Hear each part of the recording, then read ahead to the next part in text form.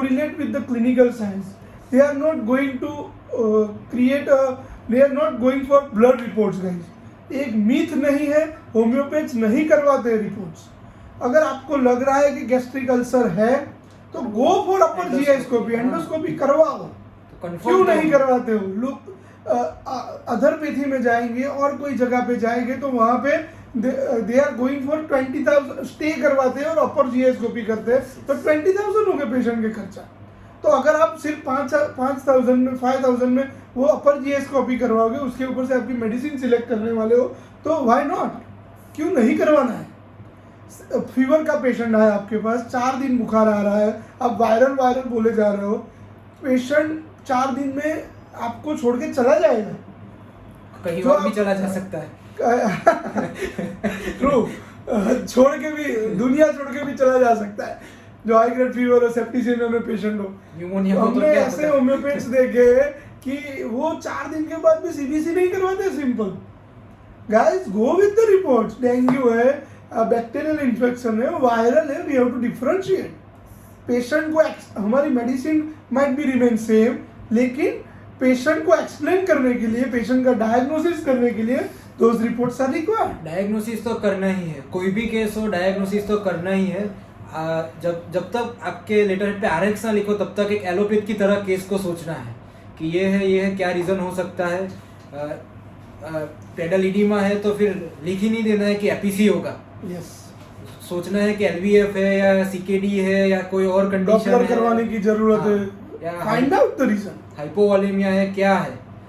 ठीक है, डायरेक्ट ऐसा नहीं है कि सिम्टोमेटिक ही देना है, सिम्टोमेटिक पे नहीं रह जाना है. ठीक है, क्योंकि मटीरिया मेडिका हमारी उस तरह से लिखी हुई है कि उसमें सिम्टम्स है, क्योंकि उस टाइम पे डायग्नोसिस की टर्म्स डिस्क्राइब नहीं थी, लेकिन उसको आप कंबाइन करोगे तो वो सब एक डिजीज के सिम्टम आएंगे. कोई भी रेमेडी देखोगे तो आप देख सकोगे कि हाँ ये कोई डिजीज के सिम्टम लग रहे हैं. कॉमन एग्जांपल देखेंगे हम, हाइपरथायरॉइडिज्म या कोई भी, तो आयोडम जब पढ़ोगे तो सब सिम्टम्स आएंगे कि वास्टिंग हो रहा है, नोड्यूल्स दिख रहे हैं, इंटरनल हीट जो इंक्रीज मेटाबॉलिज्म की वजह से हाइपरथायरॉइडिज्म में होती है. तो हर एक मेडिसिन है आपको एक डायग्नोसिस मिलेगा कि मटीरिया मेडिका में कि ये कोई डिजीज से रिलेट करता है. सो डायग्नोसिस तो करना ही है और आपका नॉलेज उस प्रकार से बिल्ड करना है कि ये डायग्नोसिस के लिए हमारे पास ये थेराप्यूटिक्स है हमारा. ठीक है, तो थेराप्यूटिकल वे में भी पढ़ना है मेडिसिन को. और थेराप्यूटिक्स के टाइटल में अगर कोई रेमेडी दिख रही है कोई रूब्रिक के अंदर, तो आपको सोचना है कि ये किस रीजन से इस रूब्रिक के अंदर आई है. सो हमारी मटीरिया मेडिका में सिर्फ टर्म्स नहीं है डायग्नोस्टिक के, लेकिन सब एडवांस डिजीज उसमें इंक्लूडेड है. सो नेक्स्ट टाइम से जब भी रेमेडी पढ़ो तो उस हिसाब से सोचिएगा कि ये रेमेडी का ये सिम्टम किस डिजीज का सिम्टम है पहले, और पेशेंट किस तरह से बोलेगा वो भी इंपॉर्टेंट सिम्टम है. So try to see the different angle. I am saying it constantly. Different angle देखिए, see out of the box. पहले बॉक्स को देखिए, फिर आउट ऑफ द बॉक्स देखिए. हर बार PQRS नहीं पकड़ना है, पहले बॉक्स देखिए फिर आउट ऑफ द बॉक्स देखिए. वो सब हम पढ़ेंगे, वो सब हम learn, we are going to learn all the things. Explore, we will explore it together. As I told you कि पंच्ड आउट मार्जिन्स थी, पंच्ड आउट अल्सर था, that is very common in diabetic ulcer. तो उसमें as a specific remedy we are using kali bichromicum. Even when I will show you, 2 दिन पहले का ही patient है जिसमें टिपिकल रोल्ड आउट मार्जिन्स थी. Sometime rolled out margins and everted margins are quite difficult to differentiate clinically. तो कोई भी हो दोनों में से, कार्सिनोमा हो सकता है, कैंसर हो सकता है. तो I will going to share that photo of the patient. You just diagnose, you just observe that ulcer and you will get to know कि ये इवर्टेड मार्जिन है और रोल्ड आउट मार्जिन है. तो guys, clinical diagnosis is very much important. We must have to correlate the things with the clinical thing. तो ऐसे ही materia पढ़ो, ऐसे ही मटीरियल लर्न करो, तो you will get the result in your clinic. Ultimately patient के लिए result होता है. एज आई टोल्ड यू कि we have divided homeopathy in different ways, different schools. So guys, whatever it may be the way you are using, कि आप mother tincture use करो, आप पोली pharmacy use करो, आप सिंगल फार्मेसी यूज़ करो, whatever it may be the thing you are using in your practice, but result matters.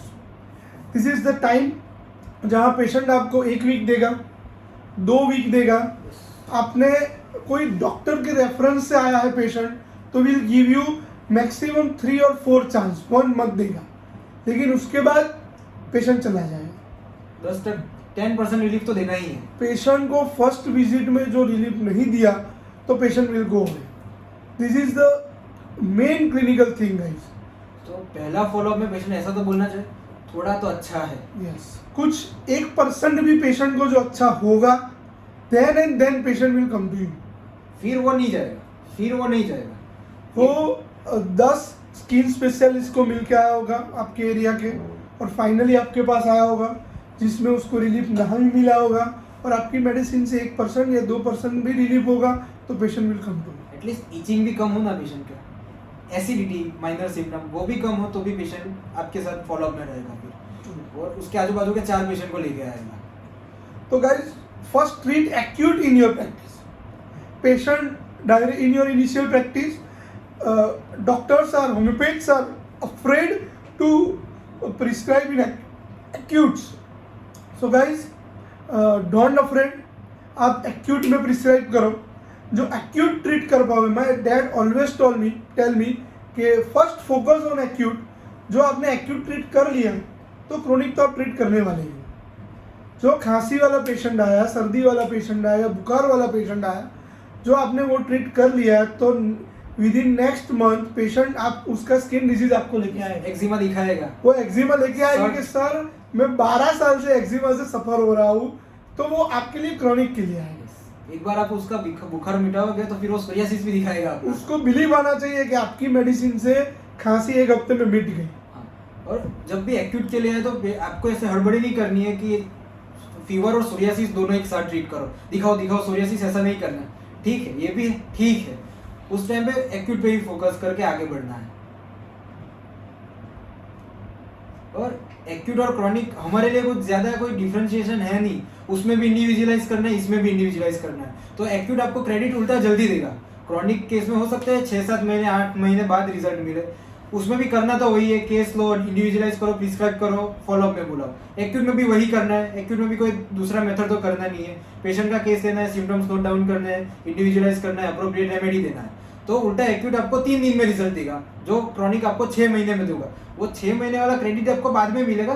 तो आसान काम तो यही है कि एक्यूट आए तो कोशिश ही ऐसी कीजिए कि एक्यूट आए आपके पास, क्रॉनिक तो आते रहेंगे। एक्यूट आएगा तो क्लिनिक बड़ा लगेगा, क्लिनिक बड़ा लगेगा तो कॉन्फिडेंस बिल्ड होगा। Let's find your knowledge first. चलो एक क्वेश्चन में मेरे वहाँ पे जितने भी स्टूडेंट्स आते हैं फिजिकली या ऑनलाइन, इवन बहुत सारे स्टूडेंट आज ऐसे हैं जो हमारे लास्ट सेशन में थे, they know this question. So guys, I am going to ask you a question और उसका आंसर आपको ये चैट बॉक्स में लिखना है, और you can even verbally you can say. आपके पास एक पेशेंट है, आफ्टर ईटिंग सम पेन, एक पेन खा ली उसने and get diarrhoea, okay. Now how and what will you prescribe?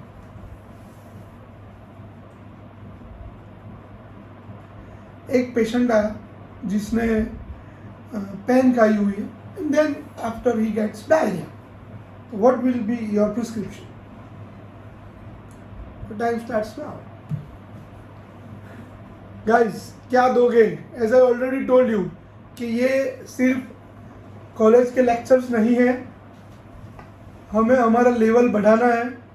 तो लेट्स स्टार्ट विथ बेसिक, हमें हमारा लेवल अप करना है टुगेदर। तो this all sessions will be interactive session. तो I would like to know your actual status, कि आप homeopathy को कैसे जानते हो, होम्योपैथी को कैसे पहचानते हो, और होम्योपैथी को कैसे डाइजेस्ट किया है। ये पेशेंट को तो पेन डाइजेस्ट नहीं हुई है, लेकिन आपको होम्योपैथी कैसे डाइजेस्ट हुई वो मुझे जानना है। एंटीबायोटिक्स नो, पेनिसिलिन नहीं, सिर्फ पेन, नॉट पेनिसिलिन। पेन है, नॉट पेनिसिलिन, ये मेडिसिन का नाम नहीं है। सिंपल पेन, नॉट पेन, या वो chalk pen, whatever you think, उसने खा लिया और उसके बाद उसको डायरिया हुआ। Azmat, if I am wrong in the pronunciation, please sorry for that. Asma, according to Asma, that is alumina. Okay. According to Ekta, that is calcarea, alumina and pulsatilla. Okay. Sabitha, according to her, that is digestible things. Okay. Undigestible things. According to Rushali, that is diarrhea after antibiotic is acid nitricum. No idea about antacid. Okay. Pooja Garg, that is calcarea and alumina. According to Payal, that is alumina and calcarea. Jil Patel, that is calcarea. What's that? That is Manoj Kumar, from Manoj Kumar, that is platina. Okay. Bovista, calcarea, calcarea carb, alumina, calcarea carb. Guys, this is not homeopathy at all. मैं ऐसा नहीं बोलूँगा कि आपने जितनी भी medicine की है वो इसमें नहीं लगेगी, बस that is not homeopathy. Patient को कोई भी चीज़ से डायरिया हुआ हो, you must have to know the symptoms. Homeopaths के लिए symptom are very much important. Diarrhoea कैसे हो रहे हैं, क्यों हुए हैं वो तो आपको पता चल गया, लेकिन कैसे हो रहे हैं that must be asked. This is the practice. Offensive है, वाटरी है, ग्रीनिश है, येलोइश है, whatever. Guys, take the symptom. I know सब लोग यही आंसर देते हैं एंड ये भी सही रेमेडी है, लेकिन this is not homeopathy. You have to take the symptom and symptoms के ऊपर से select your remedy. That might be calcarea, that might be alumina, that might be arsenic, that might be podo, that might be accusa, that might be alus, that might be calibacrum, It might be sulfur. that might be sulfur, whatever it may be the medicine. लेकिन guys, symptoms, patient को ये चीज से element हुआ, लेकिन उसमें symptoms क्या है, that is important. Can you help in converting Gujarati word in English? Gujarati word, what kind of Gujarati word you just, okay, I will talk in Hindi or English, not an issue. If you face any doubt, just write down. Just write down that I'm not getting that Yes. sentence or anything.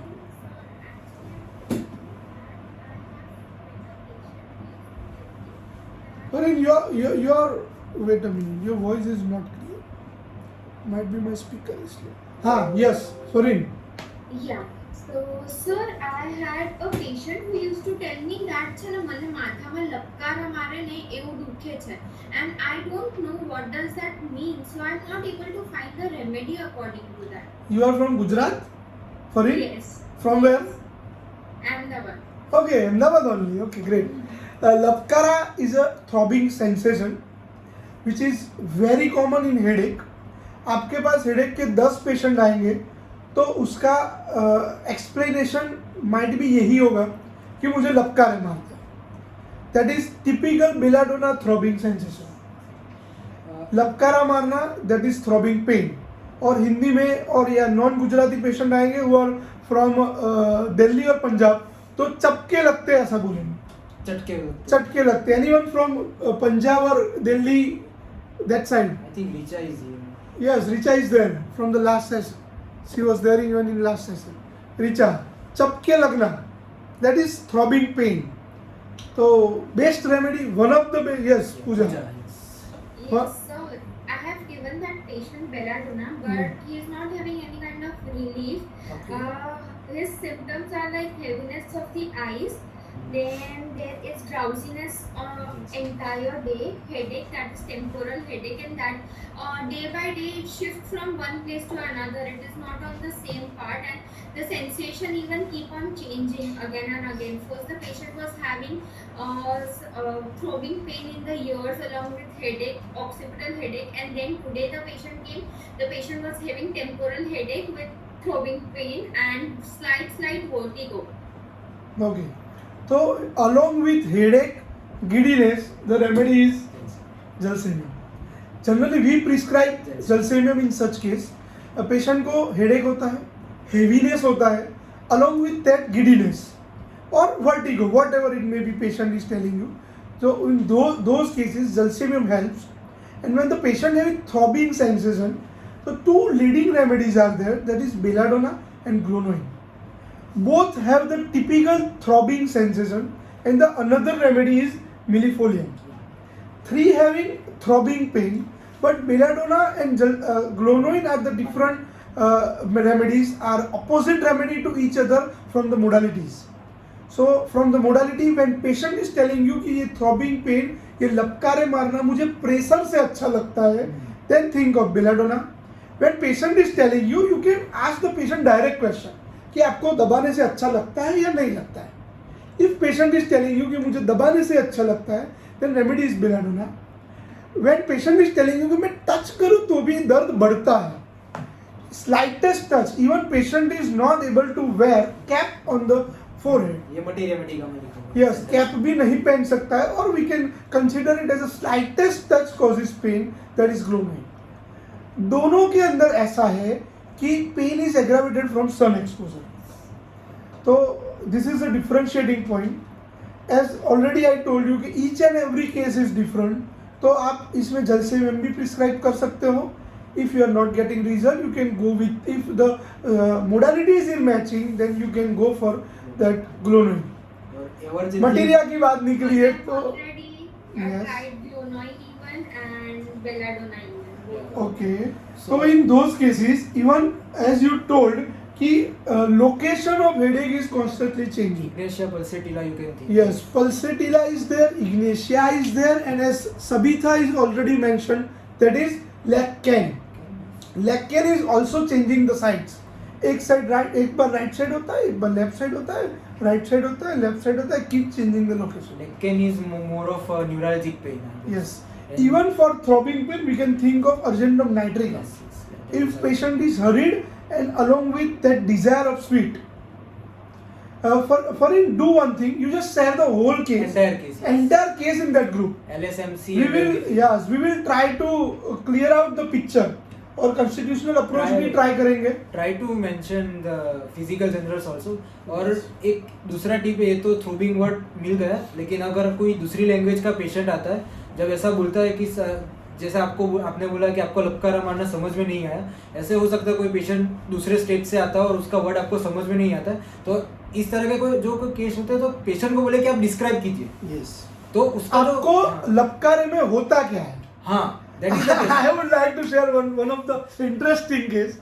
मेरे पास एक माजी आते थे जिसको ये लपकारा होता था, उसको throbbing pain. He constantly telling to all the doctors कि मुझे गले में थ्रॉबिंग पेन, लपकारे मारता है. उसकी एंडोस्कोपी हुई, उसका सब इन्वेस्टिगेशन, सिटी स्कैन हो चुका था, लेकिन she was not getting relief with any medication. तो मेरे पास आया पेशेंट. तो एज आई टोल्ड यू कि मैं जीरियाट्रिक पेशेंट में 90% पेशेंट के अंदर काउंसलिंग या हमारे कन्वर्सेशन से पेशेंट को रिलीफ होता है. तो मैं बातों बात कर रहा था और पेशेंट इज टेलिंग मी कि मुझे यहाँ पे लपकारे मारते हैं. तो जब भी पेशेंट डिस्क्राइब करता था तो पेशेंट ऐसा बोलता था कि सर मुझे गले में लपकारे मारते हैं. और मैंने पेशेंट को पूछा कि आपको गले में लपकारे कहाँ मारते हैं, तो that was external throat. Internally कुछ नहीं होता था, पेशेंट को यहाँ पे होता था. तो for satisfaction of the patient मैंने पेशेंट को स्टेथोस्कोप गले में लगाया.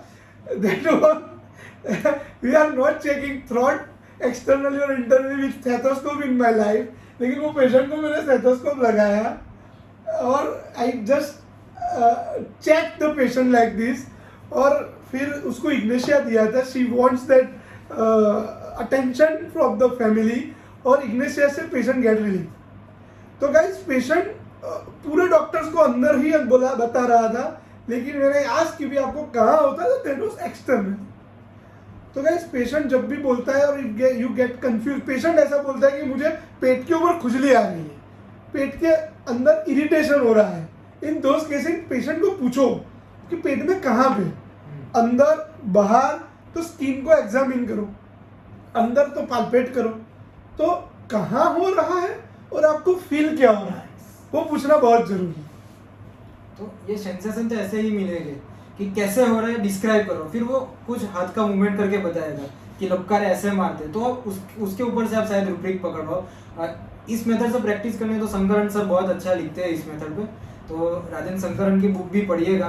तो जो केस आप अटक जाते हो तो वहाँ से आपको गाइडेंस मिलेगा। एक ऐसा मेरे साथ एक्सपीरियंस था। मेरा जो कॉलेज था एक ट्राइबल एरिया था, आदिवासी एरिया था पूरा।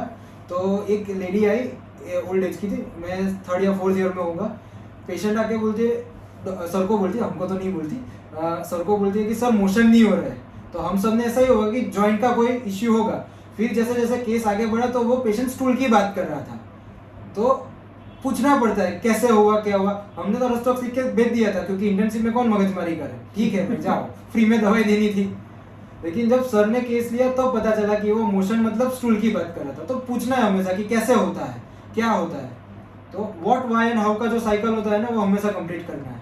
क्या हो रहा है, क्यों हो रहा है और कैसे हो रहा है। और पेशेंट को पूछना है कि आपको क्या लगता है किस रीजन से ये हो रहा है। तो वो भी आधा केस आपको सॉल्व करके देगा। अब आपका आधा काम खत्म कर देगा। कि आप पेशेंट को पूछोगे कि आप पेशेंट आके बताता है कि डायरिया हुआ है, जैसा ये केस था। तो आप उसको पूछो आपको क्या लगता है कि आपको डायरिया क्यों हुआ है। तो पेशेंट बता देगा कि हाँ सर, शायद पेन खाया था, शायद बाहर का खाया था, ऐसा कुछ हुआ था, तो डायरिया हुआ। तो व्हाट, व्हाई और हाउ का साइकिल तो हमेशा कंप्लीट करना ही है। एंड वन मोर थिंग, ये थ्रॉबिंग पेन और हेडेक की बात निकली और I love to share materia. तो guys one of the remedies that is for throbbing headache, that is Melilotus. Open Melilotus in your materia medica. Guys, do you have boric? Keep boric with you because that is helpful in reference. When patient is telling you कि मुझे throbbing pain हो रहा है, then rare of the rare you can think of this Melilotus. और Melilotus की modality ये है कि congestion, headache, throbbing pain which is ameliorated by any bleeding, that can be a epistaxis or that can be a menstrual flow. Any bleeding from of the body relieves the patient. ये life में एक आध patient आएगा, लेकिन ऐसा patient आएगा तो you can create a wonder. इस पेशेंट का बीपी जरूर चेक करना. Yes, must check the BP of that patient. और ऐसे मेलिलोटस तो लेना ही, लेकिन बीपी ऑलवेज चेक करना, क्योंकि कोई एक्यूट इमरजेंसी ये क्रिएट कर सकता है आपके क्लिनिक में बैठे बैठे. हेमरेजिक वगैरह हो तो वी हैव टू इमरजेंसी हाँ क्रिएट कर सकता है वो बैठा बैठा. इनोसेंट सा दिखने वाला patient. And Melilotus is the remedy. वो हेमरेज भी क्योर कर सकती है, any haemorrhage from the body guys. लेकिन we have to rule out things. Fareen, clear? Are you there Fareen? Yes, sir. Okay. Yes, yes. You just share that whole case. तो we will rule out it क्या है, और कुछ add on करना हो तो add on करेंगे. This is the homeopathy clinical practice guys. एक मेडिसिन से पेशेंट क्योर नहीं होगा. सब केसेस बेलाडोना से ट्रीट नहीं होंगे. हमने कॉलेज लाइफ में पढ़ा है कि भाई एक मेडिसिन दो, this is the constitutional medicine, उससे ही ट्रीट करो. नो, गलत है. This is not the practical homeopathy. Series of remedy is required to get complete cure. This is the continuous, repeatedly I am telling to each and every doctors and students, series of remedy. ये medicine the even in acute and chronic. आपके पास कफिन वाला patient आ रहा है, खांसी वाला आ रहा है. This time patient come to you with lots of congestion. Patient को खांसी आ रही है, रैटलिंग है, एक्सपेक्टोरेटन नहीं है, बाहर कुछ नहीं आ रहा है, यू प्रिस्क्राइब एंटीएमटाइड. In next visit patient come to you, congestion चला गया है, अभी सूखी खांसी, ड्राई कफ है. then you have to change your remedy. This is the practical. उस टाइम ही उस पहली बार उसका एंटीएमटाइड से अच्छा हुआ तो अभी भी एंटीएमटाइड ही चालू रखना है. That is not the clinical practice guys. जैसे जैसे फेज चेंज होता है वैसे वैसे रेमेडी भी चेंज होनी है. Exactly, we have to. Weather के साथ भी रेमेडी चेंज होगी. Exactly. अभी ये ब्राउनिया का मौसम चल रहा है, days are hot and nights are cold. तो वेदर के साथ मेडिसिन चेंज होती है, रूटीन प्रिस्क्रिप्शन चेंज होते हैं. We have to learn all this things guys. दिन के टाइम से भी रेमेडी चेंज होगी. सुबह एकोनाइट दी, रात को जैल्सी में भी देना पड़ सकता है. Yes. One more case for the observation guys. Be a good observer. We had a teacher. Basically I would like to tell about my father. मेरे father was practising since 35 years. और उनके मुँह से ही इज़ नॉट टेलिंग एनीथिंग. वो बहुत गुस्से वाले हैं, तो मुझे तो दवाई बताते ही नहीं है. उनको लगता है कि ये बहुत कामचोर लड़का है, तो मेरे को बहुत गुस्सा करते रहते हैं. तो मैंने दूसरे पेशेंट, उनके जो 30 ईयर्स जुने पुराने पेशेंट हैं, तो उनके जो बच्चे के बच्चे आते हैं, थर्ड जनरेशन आती है, तब हमें पता चलता है कि भाई at that time he was looking 100 patient in 4 hours. 4 घंटे के अंदर वो 100 पेशेंट की ओपीडी देखते हैं। एट 30 ईयर्स बिफोर गाइस, 30 साल पहले किसी को पता नहीं था होम्योपैथी क्या है। At that time he was looking such OPD. तो ऐसी ओपीडी में मेंटल्स लेना, एक घंटे का case taking, that is not practically possible. दवाई भी खुद बनाना, दवाई बनाना खुद, पेशेंट के साथ कन्वर्सेशन करना, PQRS ढूंढना, that is not practical possible.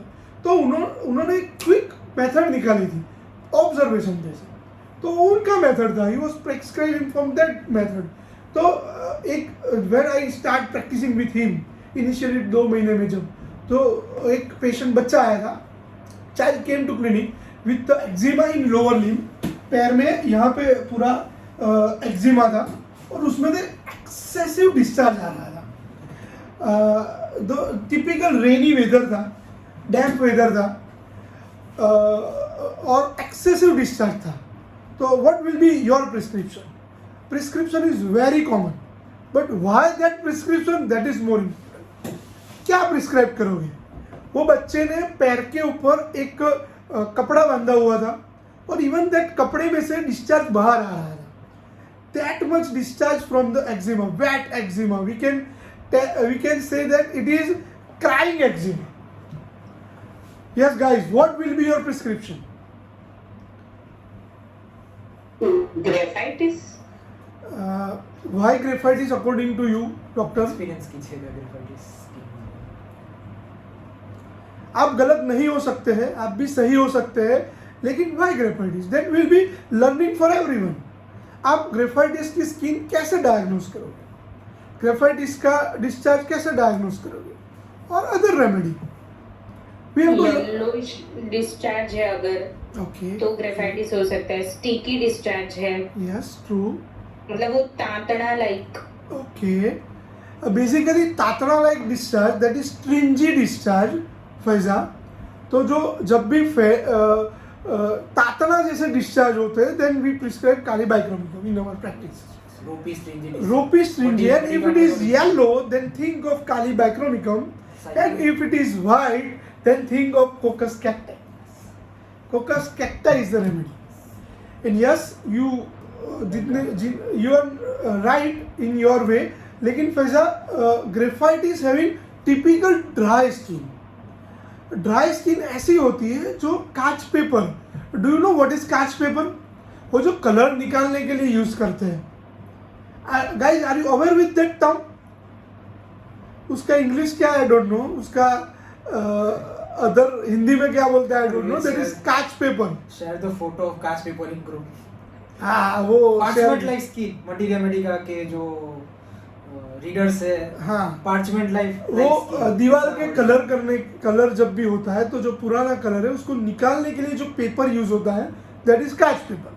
तो उसकी जो रफ सरफेस होती है, you just touch it and feel it, और take a habit in your practice कि जब भी पेशेंट स्किन डिसीज वाले आए, फंगल को टच मत करना है, एक्सेप्ट द फंगल। जितने भी स्किन वाले आ रहे हैं उसको टच करो। It is quite difficult for female doctor कि वो, इट इज समटाइम बहुत बुरा लगता है। मुझे तो घर पे बहुत डांट पड़ती है कि आप ऐसे ऐसे स्किन डिसीज टच करते हो, लेकिन जस्ट फील दैट पार्ट, और जो आपको कांच पेपर जैसी फीलिंग आए, then the medicine is graphitis.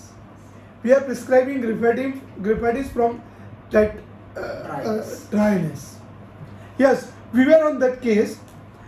That is Dulcamara. Yes, guys, you are absolutely right. Damp weather aggravation है, पेशेंट को एक्सेसिव डिस्चार्ज है, that is Dulcamara. लेकिन Dulcamara, open your keynote.